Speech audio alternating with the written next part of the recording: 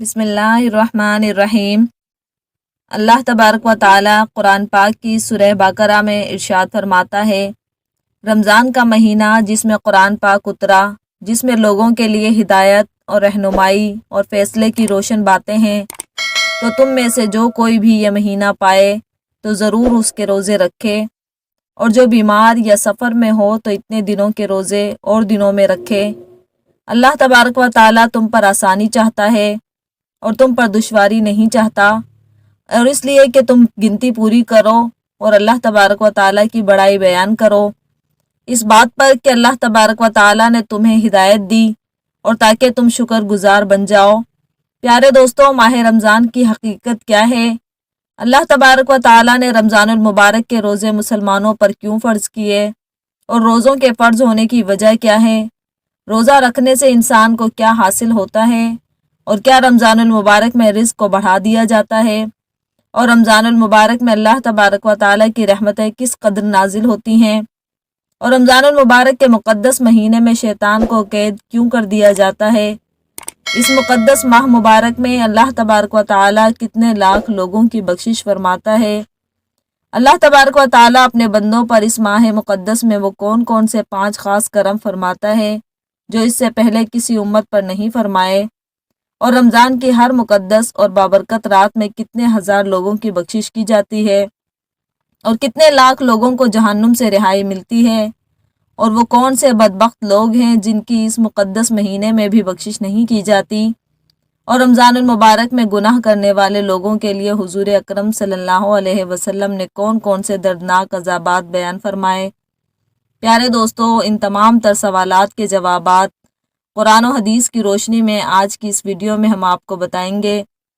لہٰذا آپ سے گزارش ہے کہ ہماری اس ویڈیو کو اینڈ تک ضرور دیکھیے گا۔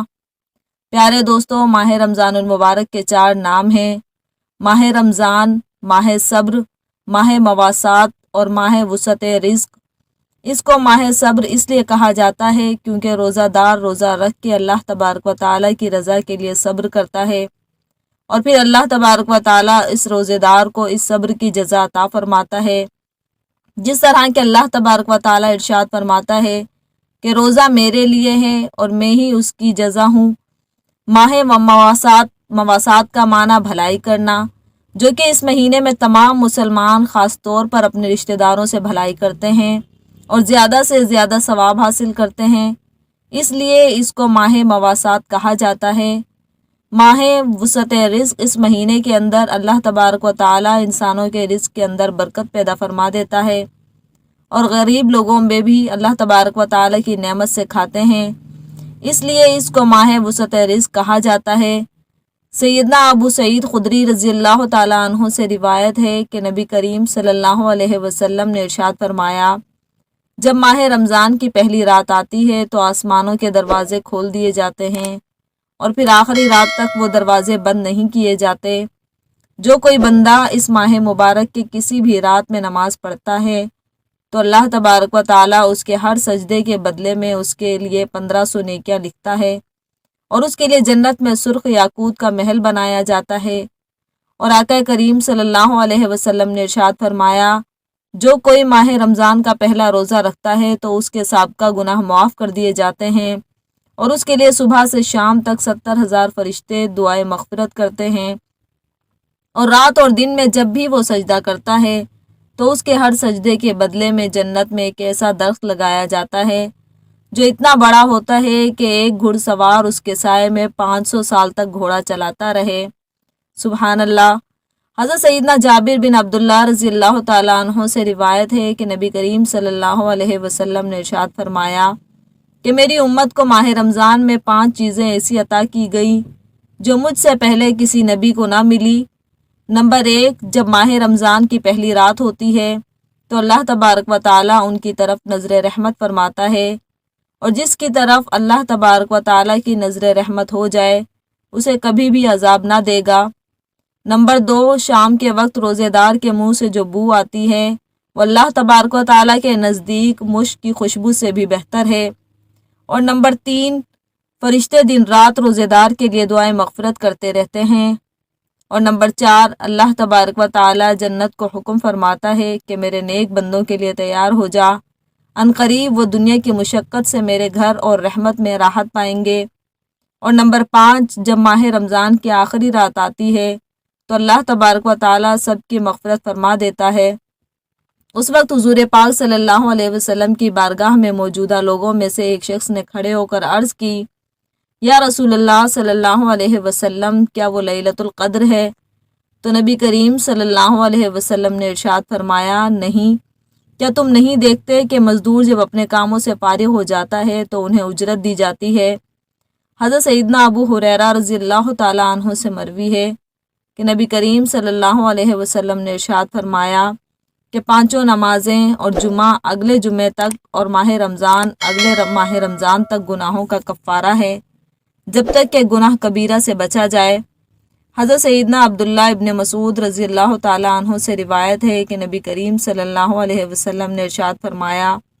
کہ رمضان شریف کی ہر شب آسمان میں صبح صادق تک ایک منادی یعنی اعلان کرنے والا فرشتہ یہ ندا کرتا ہے کہ اے بھلائی کے طلبگار، ارادہ پختہ کر لے اور خوش ہو جا، اور اے برائی کا ارادہ رکھنے والے، برائی سے باز آ جا۔ ہے کوئی مغفرت کا طلبگار کہ اس کی طلب پوری کی جائے، ہے کوئی توبہ کرنے والا کہ اس کی توبہ قبول کی جائے، ہے کوئی دعا مانگنے والا کہ اس کی دعا قبول کی جائے، ہے کوئی سائل کہ اس کا سوال پورا کیا جائے۔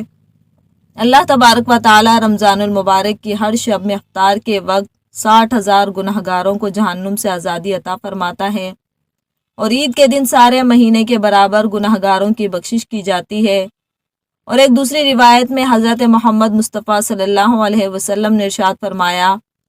کہ ماہ رمضان المبارک کے ہر دن میں اللہ تبارک و تعالی 10 لاکھ لوگوں کو جہنم سے آزادی عطا فرماتا ہے۔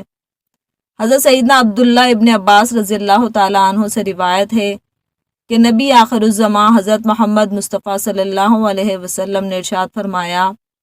کہ اللہ تبارک و تعالی ماہ رمضان میں روزانہ افطار کے وقت 10 لاکھ ایسے گناہگاروں کو جہنم سے آزادی عطا فرماتا ہے جن پر گناہوں کی وجہ سے جہنم واجب ہو چکا ہوگا۔ نیز جمعہ کے دن اور رات کی ہر گھڑی میں ایسے 10 لاکھ گناہگاروں کو جہنم سے آزاد کیا جاتا ہے جو عذاب الہی کے حقدار بن چکے تھے۔ حضرت سیدنا عبداللہ عباس رضی اللہ تعالیٰ عنہ سے روایت ہے کہ نبی کریم صلی اللہ علیہ وسلم نے ارشاد فرمایا، جب رمضان المبارک کی پہلی رات آتی ہے تو عرش عظیم کے نیچے سے مسیرہ نامی ہوا چلتی ہے جو جنت کے درختوں کے پتوں کو ہلا دیتی ہے۔ اس ہوا کے چلنے سے ایسی دلکش آواز پیدا ہوتی ہے کہ اس سے بہتر آواز آج تک نہیں سنی گئی۔ اس دلکش آواز کو سن کر بڑی بڑی آنکھوں والی خوبصورت حوریں ظاہر ہو جاتی ہیں، جہاں تک کہ وہ جنت کے بلند محلات پر کھڑی ہو جاتی ہیں، اور وہ حوریں کہتی ہیں کہ ہے کوئی جو ہم کو اللہ تبارک و تعالی سے مانگ لے اور ہمارا نکاح ان سے ہو جائے۔ پھر وہ حور تو داروغہ جنت سے کہتی ہیں کہ آج یہ کیسی رات ہے۔ اس وقت جنت کے داروغہ حضرت رضوان علیہ السلام حوروں سے کہتے ہیں، یہ ماہ رمضان کی پہلی رات ہے، جنت کے دروازے امت محمدیہ کے روزے داروں کے لیے کھول دیے گئے ہیں۔ پیارے دوستو، روایت میں آتا ہے کہ جب رمضان المبارک تشریف لاتا تو نبی کریم صلی اللہ علیہ وسلم کا رنگ مبارک تبدیل ہو جاتا اور آپ نمازوں میں کثرت کرتے اور اللہ تبارک و تعالیٰ کی بارگاہ میں خوب دعائیں مانگا کرتے تھے۔ حضرت سیدنا ابو ہریرہ رضی اللہ تعالیٰ عنہ بیان فرماتے ہیں کہ نبی آخر الزماں حضرت محمد مصطفیٰ صلی اللہ علیہ وسلم نے ارشاد فرمایا، جب رمضان آتا ہے تو جنت کے دروازے کھول دیے جاتے ہیں اور دوزخ کے دروازے بند کر دیے جاتے ہیں اور شیاطین کو زنجیروں میں جکڑ دیا جاتا ہے۔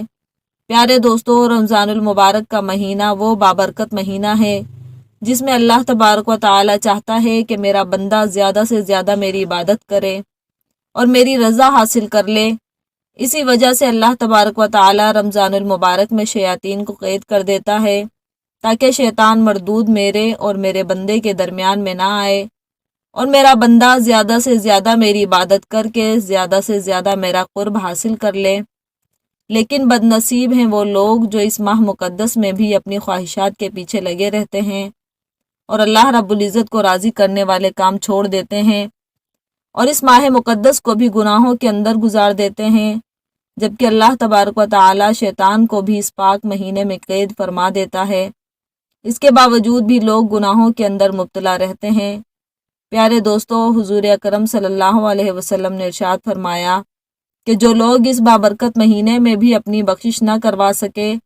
تو پھر کب کروائیں گے؟ پیارے دوستو، جو لوگ ماہ رمضان میں بھی گناہوں سے باز نہیں آتے تو ان کے متعلق ایک روایت میں نبی کریم صلی اللہ علیہ وسلم نے ارشاد فرمایا کہ میری امت ذلیل و رسوا نہ ہوگی جب تک کہ وہ ماہ رمضان کا حق ادا کرتی رہے گی۔ تو حضور صلی اللہ علیہ وسلم کی بارگاہ میں عرض کیا گیا، یا رسول اللہ صلی اللہ علیہ وسلم، رمضان کے حق کو ضائع کرنا اور امت کا ذلیل و رسوا ہونا کیا ہے؟ تو آپ صلی اللہ علیہ وسلم نے ارشاد فرمایا کہ ماہ رمضان میں زنا کیا اور شراب پی تو اگلے رمضان تک اللہ تبارک و تعالی اور جتنے اللہ تبارک و تعالی کے فرشتے ہیں سب اس پر لعنت کرتے ہیں۔ اگر یہ شخص اگلے ماہ رمضان سے پہلے مر گیا تو اس کے پاس کوئی ایسی نیکی نہ ہوگی جو اسے جہنم کی آگ سے بچا سکے۔ پس تم ماہ رمضان کے معاملے میں اللہ سے ڈرو، کیونکہ جس طرح اس ماہ رمضان کے مہینے میں نیکیاں بڑھا دی جاتی ہیں، اسی طرح گناہوں کا بھی معاملہ ہے۔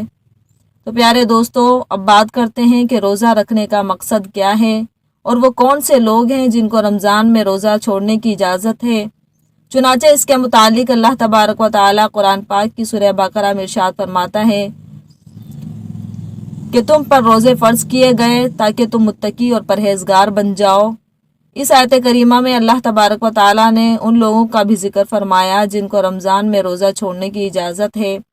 اللہ تبارک و تعالی نے ارشاد فرمایا کہ اگر تم بیمار ہو یا سفر پر ہو، اس آیت کریمہ سے پتہ چلا کہ مسافر پر روزہ فرض نہیں، جو شرعی سفر پر ہو اس کو روزہ چھوڑنے کی اجازت ہے، اور جو اتنا بیمار ہو کہ روزہ نہیں رکھ سکتا اس کو بھی اللہ تبارک و تعالی نے روزہ چھوڑنے کی اجازت عطا فرمائی ہے۔ کہ اللہ تبارک و تعالی ارشاد فرماتا ہے کہ میں تم لوگوں پر تنگی نہیں چاہتا، آسانی چاہتا ہوں۔ پیارے دوستو، جس طرح اللہ تبارک و تعالی نے ہر مسلمان پر نماز فرض فرمائی، اسی طرح اللہ تبارک و تعالی نے ماہ رمضان المبارک کے روزے بھی فرض فرمائے ہیں، اور یہ ہر مسلمان مرد، عورت، عاقل، بالغ پر فرض ہیں۔ اللہ تبارک و تعالی سے دعا ہے کہ اللہ رب العزت ماہ رمضان میں زیادہ سے زیادہ عبادات کرنے کی توفیق عطا فرمائے، اور ماہ رمضان کے سارے روزے رکھنے کی توفیق عطا فرمائے،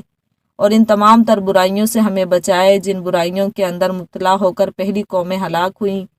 اور اللہ تبارک و تعالی کے دردناک عذاب کی مستحق قرار پائیں۔ اللہ رب العزت سے دعا ہے کہ اپنے پیارے حبیب حضرت محمد مصطفیٰ صلی اللہ علیہ وسلم کی محبت کے اندر جینا مرنا نصیب فرمائے، آمین۔